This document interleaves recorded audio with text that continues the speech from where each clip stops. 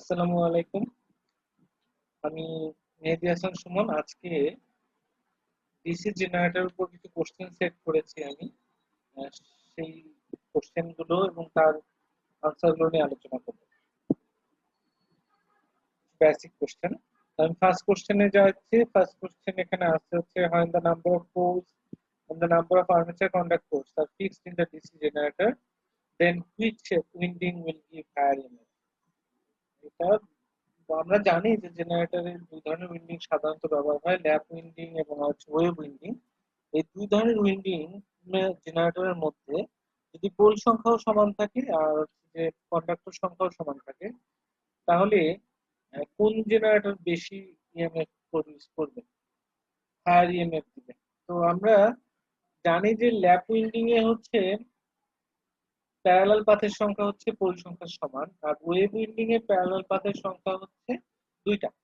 এখন pole number যদি বেশি হয়, তা মনে করো যে চারটা পোল আছে, তাহলে কি হবে যে পোল সংখ্যা বেশি হলে দুইটা পোলের জন্য ওয়েভ উইন্ডিং এর যে পরিমাণ লেন্থ হবে, ফোর পোলের জন্য ওয়েভ উইন্ডিং এর লেন্থ কিন্তু বেশি হবে।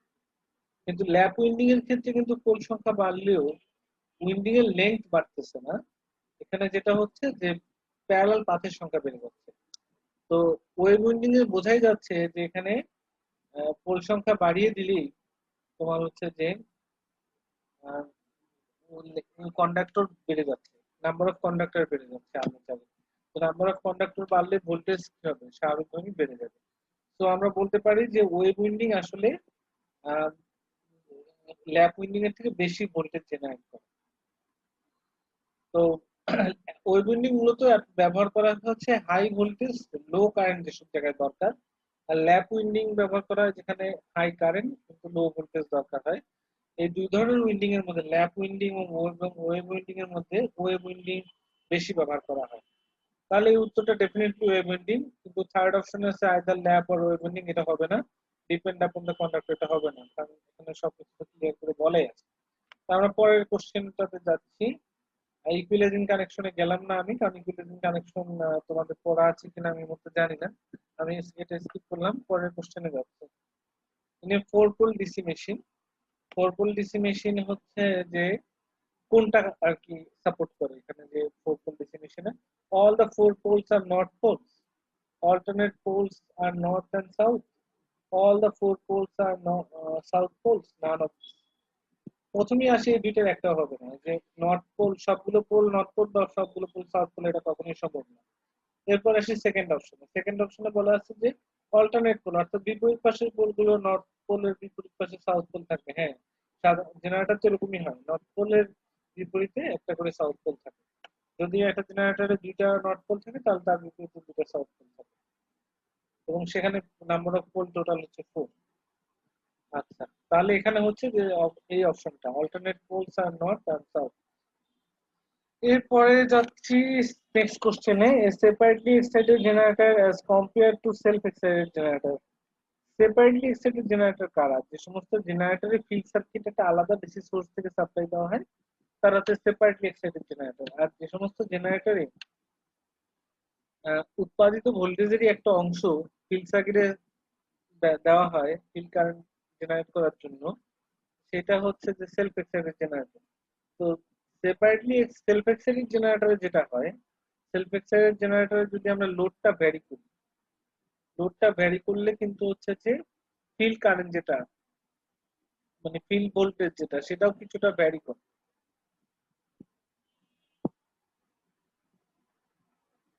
ফিল্ড কারেন্টটা হচ্ছে লোড কারেন্টের উপর ডিপেন্ড করে, কারণ এটা লোডের সাথে ডিরেক্ট কানেক্টেড ফিল্ড সার্কিটটা। কিন্তু সেপারেটলি এক্সাইটেড জেনারেটরের ফিল্ড সার্কিট কিন্তু কমপ্লিটলি আলাদা। মানে জেনারেটরের অন্য কন্ডাক্টর সাইডের কানেকশনই নাই, ফিল্ড সার্কিট এবং কন্ডাক্টর দুইটা একদম কমপ্লিট সেপারেট। কমপ্লিটলি সেপারেট যদি হয়, তাহলে সেক্ষেত্রে কিন্তু তুমি এদিকে লোড বাড়াও কমাও, নো লোডে চালাও যে লোডে চালাও, ফিল্ড সার্কিটের সাথে তোমার হচ্ছে যে লোডের কোনো সম্পর্ক থাকে না। এবং এই জন্য ভোল্টেজটা কন্ট্রোল করাও ইজি, কারণ ফিল্ড কারেন্টটাকে তুমি ইজিলি কন্ট্রোল করতে পারবে সেপারেটলি এক্সাইটেড জেনারেটরে। ফিল্ড কারেন্টকে যদি তুমি ইজিলি কন্ট্রোল করতে পারো, তাহলে তুমি ফ্লাক্সকেও কন্ট্রোল করতে পারবো, এবং ফ্লাক্সকে কন্ট্রোল করতে পারলে আলটিমেটলি তুমি ভোল্টেজটা ইজিলি কন্ট্রোল করতে পারবে। এবং সেপারেটলি এক্সাইটেড জেনারেটরের হচ্ছে অপারেশন কম্পারেটিভলি মোর স্টেবল সেলফ এক্সাইটেড জেনারেটর থেকে। তো আমরা দেখতে পাচ্ছি এখানে সবগুলোই আসলে সাপোর্ট করে। এখানে is better for voltage control, সঠিক কথা। ইজ মোর স্টেবল, এটাও সঠিক কথা। Has exciting current independent of load current, এটাও সঠিক কথা। তার মানে অল দিস ফিচার্স এইটা হবে। ওকে, আমরা জানি যে জেনারেটর ব্রাশ থাকে। এই ব্রাশটা কি দিয়ে তৈরি হয়? ব্রাশটা carbon, soft copper, hard copper, all of this. Brush সাধারণত যেটা দিয়ে বানানো হয় সেটা হচ্ছে কার্বন, এটা মোটামুটি আমরা সবাই জানি। তারপরে একটা কোশ্চেন আছে, দেখি। The EMF generated by shunt DC generator is E, now while the pole flux remains constant, if the speed of generator is double, the EMF generated will be।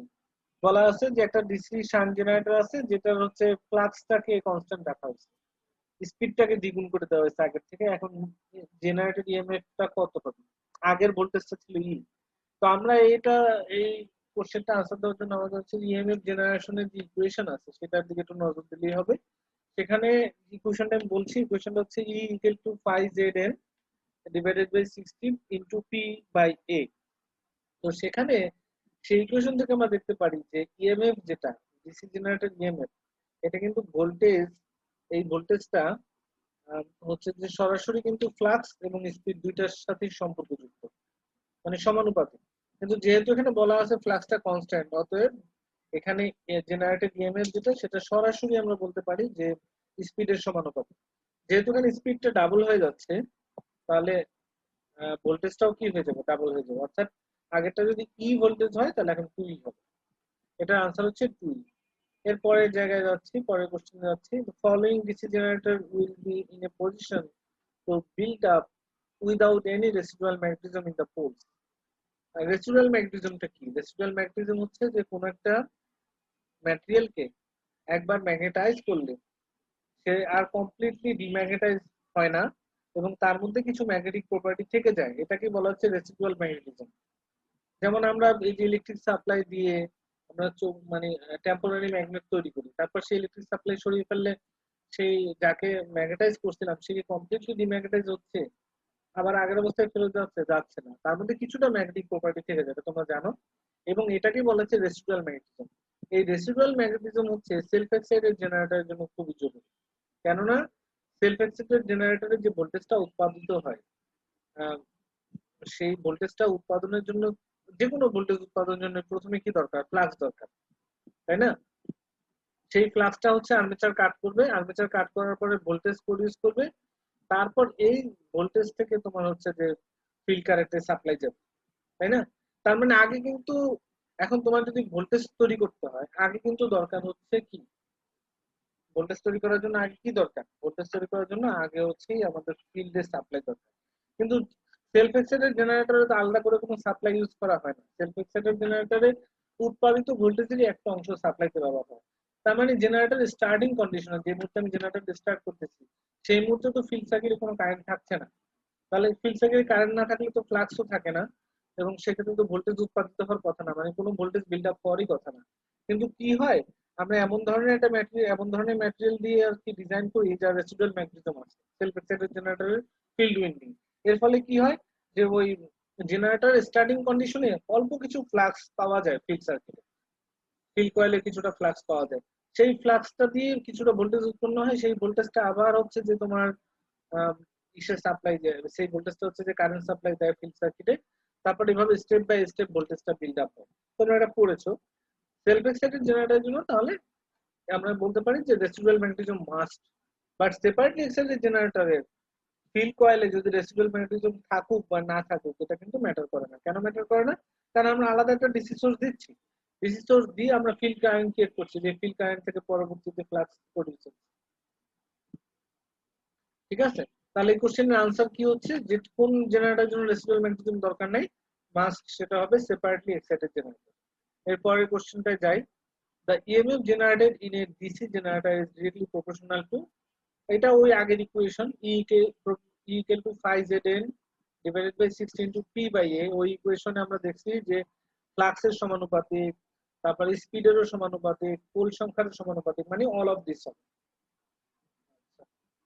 তারপর এইখানটা ছোট্ট ম্যাথ আছে, মনে হয় পারবে সবাই, এটা আমি আর খুব এটা আলোচনা করলাম না, এটা স্কিপ করলাম, তোমরা দেখে নাও একটু।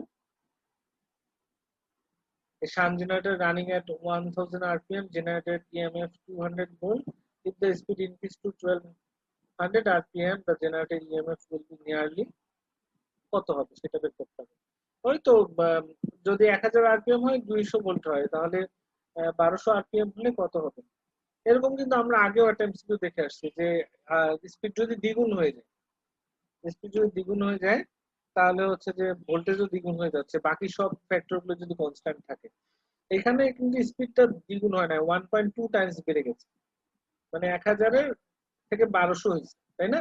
তাহলে 200 ভোল্টও 1.2 টাইমস বেড়ে যাবে, তো 200 1.2 টাইমস হচ্ছে 240। এটা করেই দিলাম, যাই হোক এটা খুব সহজ একটা ম্যাথ ছিল। এটা 240 ভোল্ট হবে। তারপর আসি insulating material use between commutator segment is normally. আমরা জানি যে কমিউটেটর সেগমেন্ট গুলোর মধ্যে ইনসুলেটর ইউজ করতে হয় আর কি। তো সেই ইনসুলেটরটা কি ম্যাটেরিয়াল দিয়ে তৈরি করা হয়, সেটা হচ্ছে অবশ্যই এই মাইকা দিয়ে তৈরি করা হয়। আচ্ছা, আয়রন লস। পরের কোশ্চেন আছে আয়রন লস থেকে। আমরা জানি যে ট্রান্সফরমারে, সরি, জেনারেটরে কয় ধরনের লস হয়। জেনারেটরে মোটামুটি মোটা দাগে 3 ধরনের লস হয়। একটা হচ্ছে মেকানিক্যাল লস, একটা হচ্ছে আয়রন লস, আয়রন লসের কিন্তু আরেকটা নাম হচ্ছে কোর লস, আর একটা হচ্ছে কপার লস। তো আয়রন লসটা মূলত ডিপেন্ড করে হচ্ছে ভোল্টেজের উপর, এটা লোডের উপর ডিপেন্ড করে না। আয়রন লসটা অনেকটাই কনস্ট্যান্ট লস, তুমি যদি এখানে সবগুলো প্যারামিটার কনস্ট্যান্ট রাখো, মানে ইনপুট প্যারামিটার গুলো, এই লসটা মাস্ট হবেই। কিন্তু কপার লস যেটা, সেটা কিন্তু লোড না থাকলে হবে না। লোড যদি বেশি থাকে তাহলে কপার লস বেশি হবে, লোড যদি কম থাকে তাহলে কপার লসটা কি হবে, কম হবে। তো আয়রন লসটা লোডের উপর ডিপেন্ড করে না, তুমি লোড লাগালেও হবে, লোড না লাগালেও হবে, খুব বেশি এটার সরাসরি কোনো ইফেক্ট নাই আয়রন লসের উপরে। লোডের কোনো ইয়া নেই, মানে প্রভাব নেই। তাহলে আমরা এখানে বলতে পারি হচ্ছে যে লোডটা হবে না। আচ্ছা, লোড হবে না, স্পিডের ব্যাপারে আমি কি বলবো। এটা তো বলছে যে কোনটার উপর ডিপেন্ডেন্ট না আর ইনডিপেন্ডেন্ট, মানে ডিপেন্ডেন্ট না, তার মানে লোডের উপর ডিপেন্ডেন্ট না, ভোল্টেজের উপর তো ডিপেন্ডেন্ট, তাহলে তো এটা হচ্ছে না। স্পিড এন্ড ভোল্টেজ, এটার মধ্যে স্পিড আছে ভোল্টেজ আছে, এটা হচ্ছে না। তাহলে স্পিডটা কি হবে, স্পিডটা আসলে কি, যে আমরা জানি যে জেনারেটরের আর্মেচার স্পিড যত বেশি হবে ভোল্টেজও কিন্তু তত বেশি হবে। অর্থাৎ তুমি স্পিড মানে ভ্যারি করানোর মানে কিন্তু ভোল্টেজও ভ্যারি করা। তো স্পিডও কিন্তু ফ্যাক্টর আয়রন লসের জন্য। তুমি স্পিড যদি কনস্ট্যান্ট না রাখো তাহলে ভোল্টেজও কনস্ট্যান্ট থাকবে না, আর সেই ক্ষেত্রে আয়রন লসও কনস্ট্যান্ট থাকবে না। তো এখানে একটা অপশনই হতে পারে, সবকিছু মিলিয়ে বলতে পারি, সেটা হচ্ছে লোড। আয়রন লস লোডের উপর ডিপেন্ড করে না। এবারে আসি পরের question. If a DC generator fails to build up, probable cause couldn't be. একটা জেনারেটর আছে, মনে করো সে কোনো কারণে ভোল্টেজ বিল্ড আপ করতে পারছে না, এখন নিচের কোনটি এর কারণ হতে পারে না সেটা দেখতে হবে। প্রথমে আসি কি কি কারণ দেওয়া আছে। ইমপারফেক্ট ব্রাশ কন্ট্যাক্ট, হ্যাঁ, যদি ব্রাশ কন্ট্যাক্ট ঠিকঠাক মতো কানেক্টেড না থাকে তাহলে সে তো ভোল্টেজ মানে পাবো না আমরা সেই জেনারেটর থেকে। মনে করো ব্রাশ কন্ট্যাক্ট ওপেন অবস্থায় আছে, ওখানে কানেকশন নাই, তাহলে খুলে গেছে কোনো কারণে, তাহলে তো তুমি ভোল্টেজ পাচ্ছ না। তারপর এই 2 নম্বর অপশনে পরে আসছি, নো রেসিডুয়াল ম্যাগনেটিজম। আমরা দেখেছি যে জেনারেটরে কিন্তু রেসিডুয়াল ম্যাগনেটিজম দরকার হয়। রেসিডুয়াল ম্যাগনেটিজম ছাড়া কোন ধরনের জেনারেটর, সেলফ এক্সাইটেড জেনারেটর, সেখানে রেসিডুয়াল ম্যাগনেটিজম না থাকলে কিন্তু জেনারেটর ভোল্টেজ বিল্ড আপ করতে পারে না। আবার faulty shunt connection tending to reduce the residual magnetism, মানে হচ্ছে যে তুমি শান্ট কানেকশন মনে করো দিছো উল্টা। শান্ট কানেকশন যদি উল্টা দাও, তাহলে উল্টা দিলে যেটা হবে, মনে করো আগে যেদিকে ফিল্ড ফ্লাক্স উৎপাদন করতো, তারপর পরের বার বিপরীত দিক থেকে যদি ফ্লাক্স উৎপাদন করে, তাহলে ফিল্ড সার্কিটের রেসিডুয়াল ম্যাগনেটিজম যেটা, সেটা কিন্তু কমে জিরো হয়ে যাবে। তো জিরো হয়ে গেলে রেসিডুয়াল ম্যাগনেটিজম থাকবে না, তার মানে এটাই তো। রেসিডুয়াল ম্যাগনেটিজম না থাকলে ভোল্টেজ বিল্ড আপ হবে না, তার মানে এটাও হতে পারে। তাহলে বাদ থাকছে কোনটা, এটা। সেটা হচ্ছে field resistance less than critical resistance. আমরা জানি যে ফিল্ডের যে রেজিস্ট্যান্স আছে সেটা মাস্ট হচ্ছে ক্রিটিক্যাল রেজিস্ট্যান্স বা ক্রিটিক্যাল ভ্যালু থেকে কম হইতে হবে। কম হলেই শুধুমাত্র সেই জেনারেটর ভোল্টেজ বিল্ড আপ করতে পারবে, এছাড়া কিন্তু ভোল্টেজ বিল্ড আপ করতে পারবে না। ঠিক আছে। একটা কথা আমি এখানে একটু বলে নেই, আগেই বলে আসা উচিত ছিল, সেটা হচ্ছে যে এই যে রেসিডুয়াল ম্যাগনেটিজমের কথা আমরা বারবার বলছি, রেসিডুয়াল ম্যাগনেটিজম না থাকলে জেনারেটর চলবে না। এখন কোন জেনারেটরে যদি রেসিডুয়াল ম্যাগনেটিজম না থাকে সেলফ এক্সাইটেড জেনারেটরে, তাহলে সেই জেনারেটর তো ভোল্টেজ উৎপাদন করতে পারবে না। তাহলে সেই সমস্যার সমাধান আমরা কিভাবে করব, তাই না? এটা তো একটা বিরাট প্রশ্ন। আসলে যেটা করা হয় সেটা হচ্ছে যে কোনো জেনারেটর যদি দীর্ঘদিন চালানো না হয়, তখন সেই জেনারেটর রেসিডুয়াল ম্যাগনেটিজমটা ন্যাচারালি কমে যায়। তো কমে যে সেটা ভোল্টেজ বিল্ড আপের জন্য এনাফ থাকে না। তো সেই ক্ষেত্রে যেটা করা হয়, সেলফ এক্সাইটেড জেনারেটর গুলোকে ওই সেপারেটলি এক্সাইটেড জেনারেটরের মতো আলাদা একটা ডিসি সোর্স দিয়ে কিছুক্ষণ সাপ্লাই দেওয়া হয়। সাপ্লাই দিয়ে সেখানে কিছু রেসিডুয়াল ফ্লাক্স তৈরি করে নেওয়া হয়। সেই ফ্লাক্সটাই পরবর্তীতে হচ্ছে ভোল্টেজ বিল্ড আপে সাহায্য করে। এখানে একটা ম্যাথ আছে, এটা একটু দেখে নিও তোমরা। এটা আমি আর দেখে নাও এক নজর, এটা আর আলোচনা করলাম না, খুব সহজ math.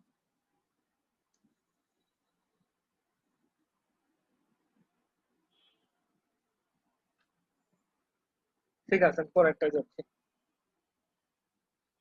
In a DC generator, the critical resistance referred to the resistance of critical রেজিস্ট্যান্সটা কোন পার্টের জন্য, কোন পার্টের রেজিস্ট্যান্স, জেনারেটরের কোন পার্টের রেজিস্ট্যান্সের জন্য বলা হয়, কোন মানে কোন পার্টের সাথে আলোচনা করা হয়? এটা ক্রিটিক্যাল রেজিস্ট্যান্সটা কি আর্মেচারের রেজিস্ট্যান্স, নাকি লোডের রেজিস্ট্যান্স, না ফিল্ডের, না ব্রাশের? অবশ্যই ক্রিটিক্যাল রেজিস্ট্যান্স হচ্ছে ফিল্ডের রেজিস্ট্যান্স। ওটা একটু আগেই তো বললাম আমরা যে ফিল্ড রেজিস্ট্যান্স অবশ্যই ক্রিটিক্যাল ভ্যালু থেকে কম হইতে হবে ভোল্টেজ জেনারেশনের জন্য। তাহলে এটার উত্তর হচ্ছে ফিল্ড। আচ্ছা, এর পরের কোশ্চেনে আসি। Any rotating machine that parts which houses the conductors and in which EMF induced is to be utilized is called, অর্থাৎ যে পার্টের উপর কন্ডাক্টর গুলো বসানো থাকে, যেখানে ভোল্টেজ উৎপাদন হয়, সেটার নাম কি, সেটা কি নামে ডাকা হয়? তা আমরা জানি যে ভোল্টেজ উৎপাদনের জন্য আমাদের মূলত দুইটা জিনিস দরকার, একটা হচ্ছে ফিল্ড দরকার, আর একটা হচ্ছে কন্ডাক্টর দরকার। এই ডিসি জেনারেটরে আমরা কন্ডাক্টর বলতে কি বুঝি? আর্মেচার। তাহলে মাস্ট এটার উত্তর হচ্ছে আর্মেচার হবে, ফিল্ড হবে না।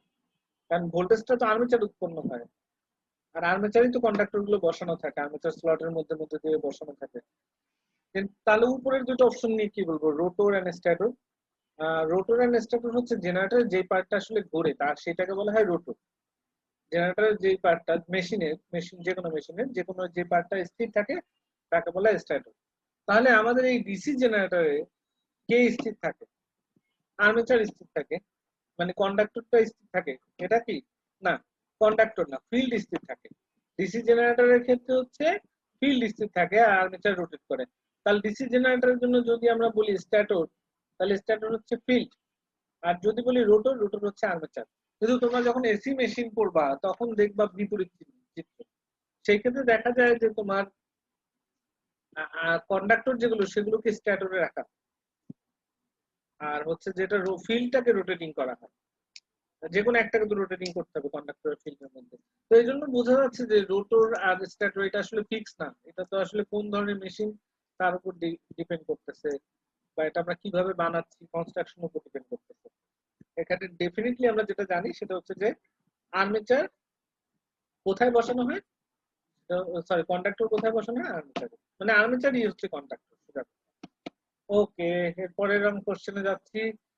DC machine stray loss is the sum of, stray loss কি? লস তো মূলত তিনটা, ইলেকট্রিক্যাল লস। ইলেকট্রিক্যাল লস কোনটা? Copper loss. একটা আছে মেকানিক্যাল লস, আর একটা হচ্ছে ম্যাগনেটিক লস। ম্যাগনেটিক লস হচ্ছে আয়রন লস। ইলেকট্রিক্যাল লস বাদে যে লস গুলো আছে সেই লস গুলোকে একত্রে বলা হয় স্টে লস। তাহলে এই লস গুলো বাদে কি কি লস আছে? আয়রন লস আর মেকানিক্যাল লস। এই দুইটা লসকে একত্রে বলা হয় হচ্ছে স্টে লস। তার মানে এইটা হচ্ছে উত্তর, কারণ বাকি সবগুলোতে কপার লস ইনক্লুড করা আছে, কপার লস তো হবে না। এই যে লাস্ট অপশনটাই হচ্ছে আনসার। এই কোশ্চেনে যাচ্ছি। এই series generator can self excite হয়, কখন এটা হবে নিজে নিজে এক্সাইট হতে পারবে সিরিজ জেনারেটর? কখন? Only if the load current is zero, যখন লোড কারেন্ট জিরো হবে। Only if the load current is not zero, irrespective of the value of load current, none of this।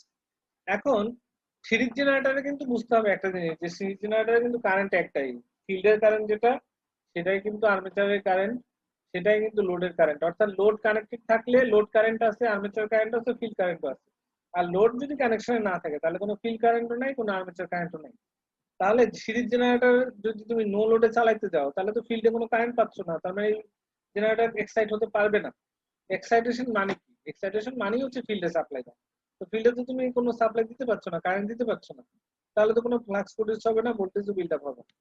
তাহলে series generator যেটা করা হয় সবসময় loaded কন্ডিশনে মানে চালানো হয়, অপারেট করা হয়। লোড ছাড়া সিরিজ জেনারেটর অপারেট করা যায় না। তাহলে লোড যখন থাকবে তখনই করা যাবে। তাহলে কোনটা হচ্ছে?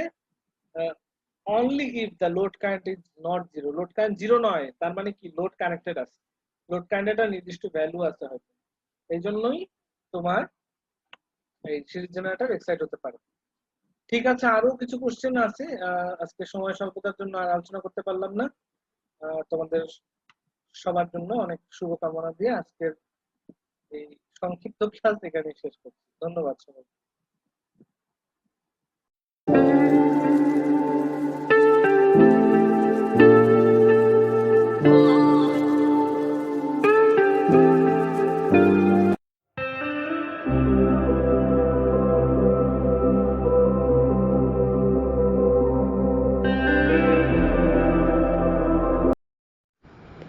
ওদের ডেকো না কহু পথ শিশু, ওরা এ যুগের সংগ্রামী যিশু। Don't know bad. Video to Dakar John No. Please subscribe our channel. Like this video. Follow like le share ko rain. Karap like le comment Kora John Nun. Zano next time Oru, improve Korte Pari. Please subscribe our channel. Like this video.